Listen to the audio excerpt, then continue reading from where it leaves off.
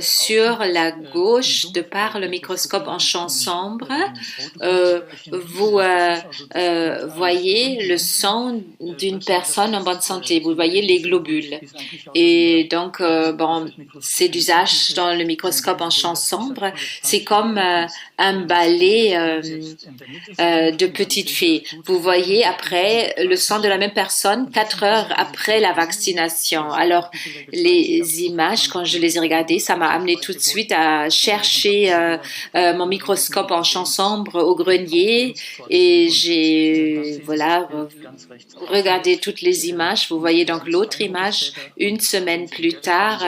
Vous voyez ici la formation de rouleaux et ben, ça a été confirmé de par de nombreux autres experts. Pour moi, les 13 images sont suffisantes.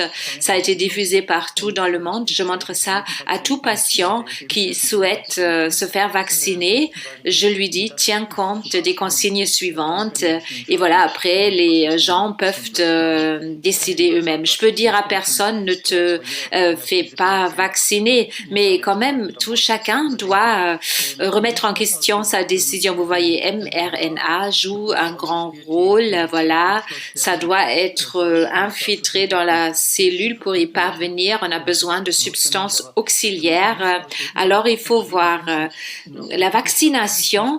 Ce n'est plus comme on connaissait la vaccination autrefois. C'est une manipulation des gènes de l'homme. La vaccination, c'est autre chose. Alors, les 39 ans que je m'occupe de médecins alternatifs, j'ai donc dû traiter des nombreux dégâts liés au vaccin. Si en l'occurrence je peux le faire, je ne sais pas.